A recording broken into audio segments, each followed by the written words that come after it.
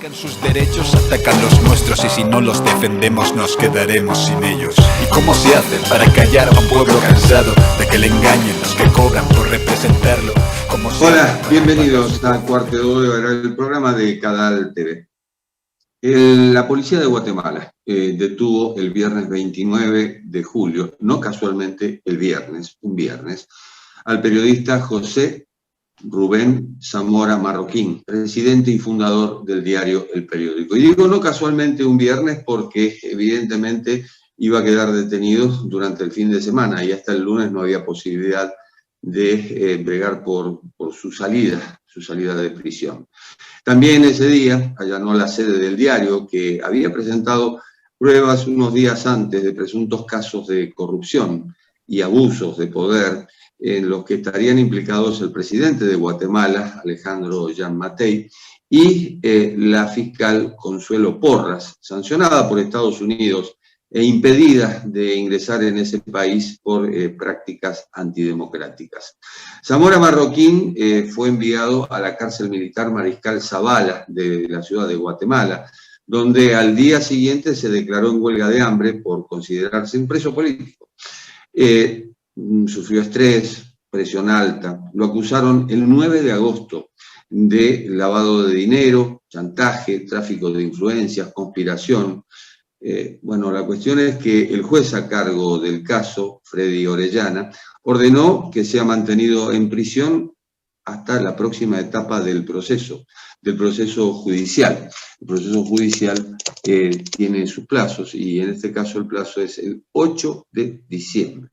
Detenido el 29 de julio. Estamos en contacto con uno de los hijos de José Rubén Zamora Marroquín, con José Zamora, que vive en Miami, es productor de noticias y le damos la bienvenida. Hola, José. Hola, Jorge, ¿qué tal? Muchas gracias por la invitación. Al contrario, gracias por aceptarla y lo primero que te pregunto es cómo está tu padre. Pues está bien, está en prisión, son muchas emociones en conjunto, pero está de buen ánimo, aunque está molesto y está dispuesto a seguir haciendo su trabajo y a combatir este caso en su contra.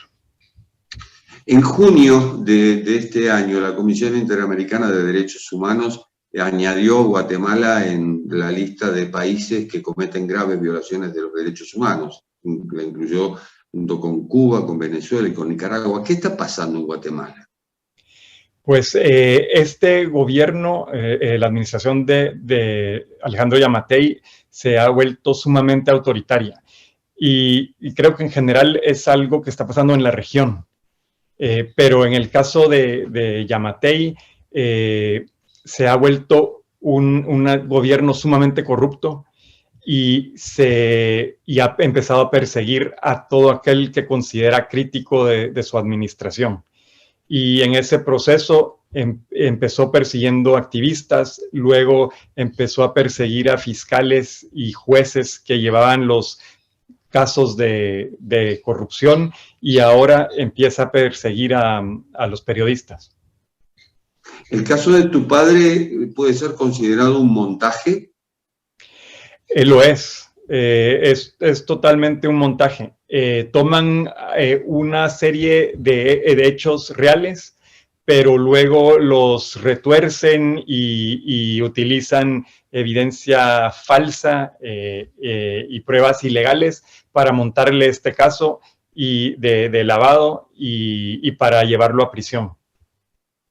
La Corte Suprema de Justicia de Guatemala abrió una investigación el 27 de septiembre después de que el periódico publicara documentos de la Fiscalía Especial contra la Impunidad, que se llama FESI. Esas son las siglas, que supuestamente demostraban que la fiscal Porras intentaba bloquear investigaciones anticorrupción, investigaciones que evidentemente ha seguido tu padre. Exacto. Y esas investigaciones, las investigaciones de corrupción de perfil más alto, todas las han ido cerrando una por una y a la vez han perseguido a los jueces y fiscales que las llevan.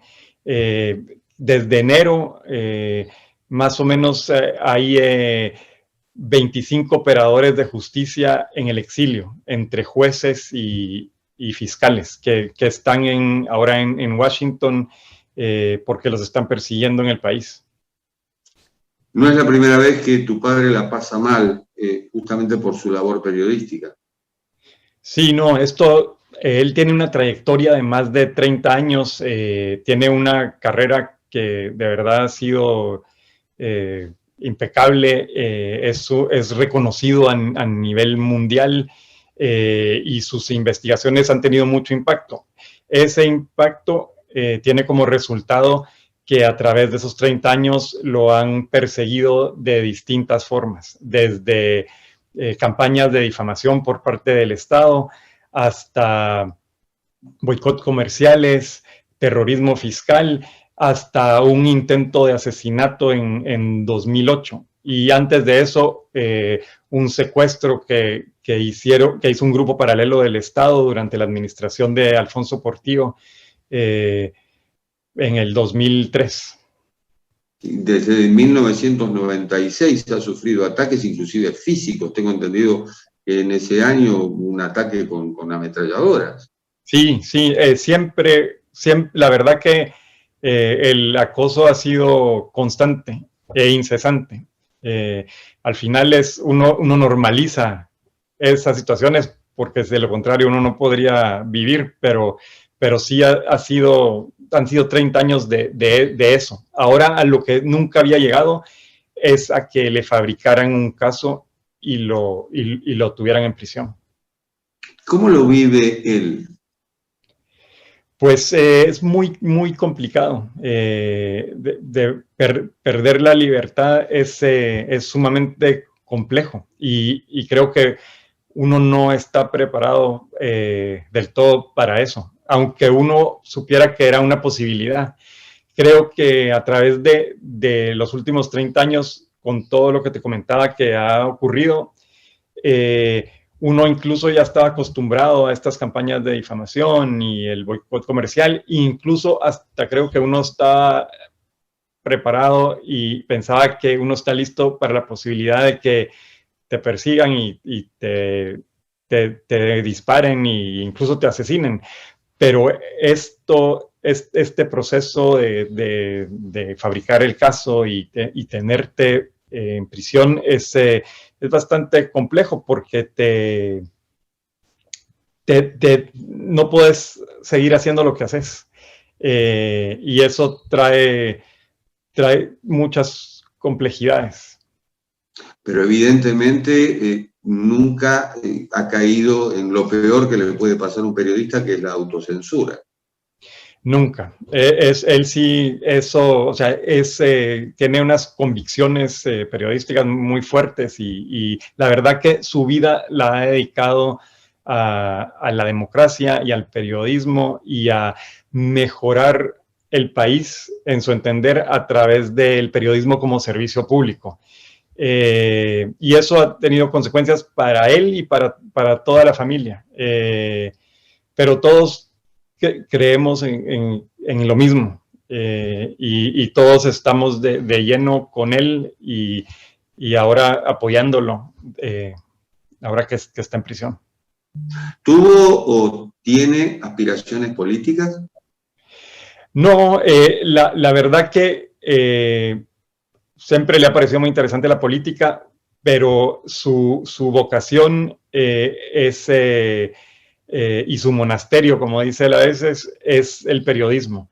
Y siempre ha creído y sigue creyendo que el periodismo es una mejor herramienta para construir un mejor país.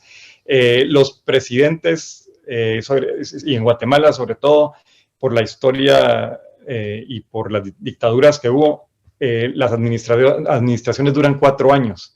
Entonces, la verdad que uno como periodista puede estar haciendo su trabajo toda la vida y como presidente solo puede estar uno ahí 4 años y se terminó. Entiendo, pero el costo en el caso de tu padre ha sido desde el ingreso en la casa de la familia, el ingreso bueno, de efectivos armados hasta secuestros, lo han drogado, en fin, y amenazas de muerte, me imagino, durante años y años. Sí, sí, nunca ha parado. Y a pesar de eso, nadie lo ha convencido de llegar hasta ahí y decir, bueno, hasta aquí investigamos, pero ya no. Pues hemos tenido muchas veces conversaciones, pero al final siempre llegan al mismo punto, que es que el trabajo que se hace es muy valioso para el país. Aunque muchas veces se siente, incluso ahora, como que uno está arando en el mar. Sobre todo con el ejemplo de esta administración, que se siente verdaderamente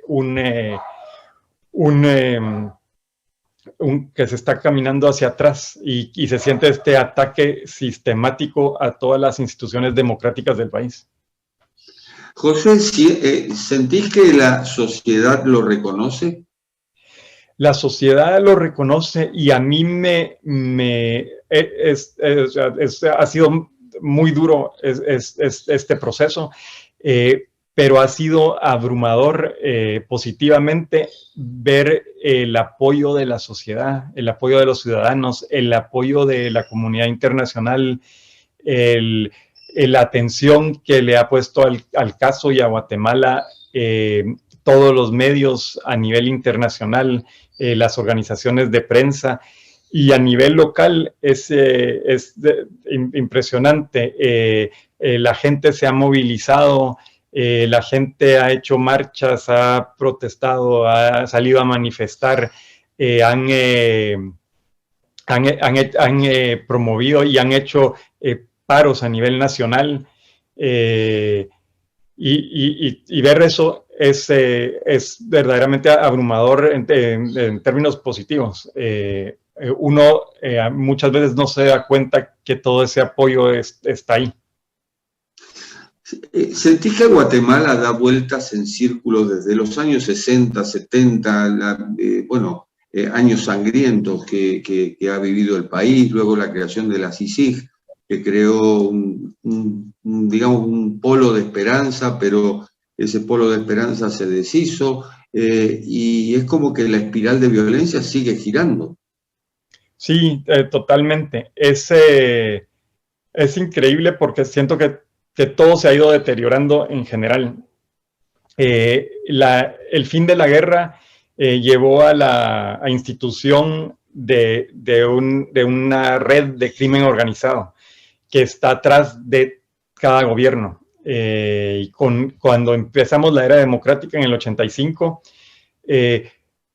cada administración tuvo la oportunidad de empezar de cero y hacer un país decente, pero todas las administraciones hicieron una de dos cosas: o se enfocaron en su corrupción y en robar para ellos mismos para luego huir, y dejaban a esta estructura del crimen organizado atrás de ellos operar, porque también le tenían temor, o en los peores casos hacían alianza con esa estructura. Y siempre ha sido una de esas dos, y poco a poco esa organización criminal se ha ido comiendo al Estado, hasta que ahora el Estado está totalmente cooptado. Y también las cosas fueron cambiando porque en general siempre hubo una organización criminal en el país, digamos, que se dedicaba a todas las actividades criminales, desde tráfico de drogas, tráfico de personas, todo. Pero ellos se dedicaban a recibir droga en Guatemala. Se recibe más o menos el 80% de las drogas que llega a Estados Unidos pasa por Guatemala. Y Guatemala era básicamente un lugar donde se almacenaba y se distribuía. Pero luego Estados Unidos empezó una política donde combate la droga en el país vecino, México, y en los países donde se produce, en Sudamérica. Y con la idea que cuando hagan eso, todos los carteles se van a mover a un área más limitada. Y esa área paró siendo Guatemala.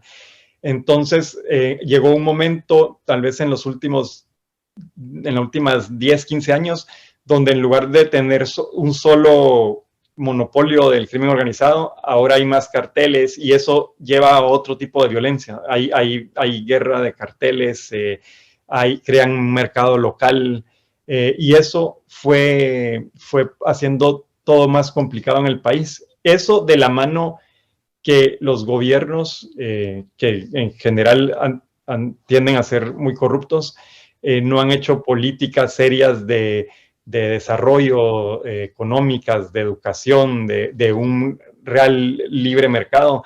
Y entonces eso también ha llevado a pobreza y entonces hay violencia de diferentes tipos por todos lados. Hay violencia de grupos organizados y hay violencia de gente que simplemente está buscando una forma de subsistir. ¿Qué crees que puede pasar con tu padre? Pues creo que sí.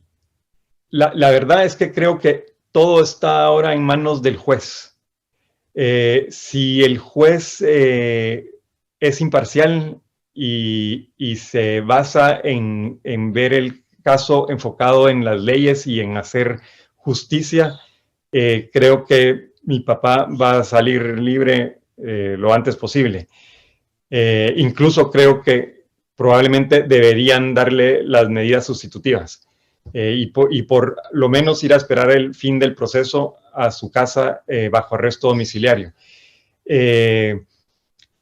Pero si el juez se deja presionar por el Estado, entonces creo que esto va a ser bastante largo y va a ser un proceso en el que hay que tener mucha paciencia y seguir peleando hasta que logremos que lo liberen. Verdaderamente no tienen caso sus indicios y todos sus elementos de convicción son muy débiles y la verdad que deberían haberlo dejado ir desde la primera fase del proceso. Ojalá que se haga justicia, José. Muchas gracias. Muchas gracias, Jorge, y muchas gracias por ponerle atención al caso de mi papá y a Guatemala. Gracias. Un caso emblemático, gracias, un caso emblemático sin duda.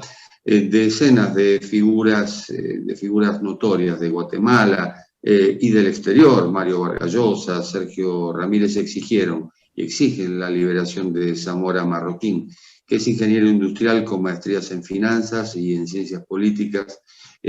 Interpretan que se trata de un ataque contra la libertad de expresión. También se mostró preocupado el secretario general de Naciones Unidas, Antonio Guterres. Zamora Marroquín tiene 66 años, recibió en junio de 2021 el premio al medio de comunicación destacado de Iberoamérica como parte de los premios internacionales de periodismo Rey de España. Nos reencontramos en la próxima. Los nuestros y si no los defendemos nos quedaremos sin ellos. ¿Y cómo se hace para callar a un pueblo cansado de que le engañen los que cobran por representarlo? ¿Cómo se hace para apagar su voz?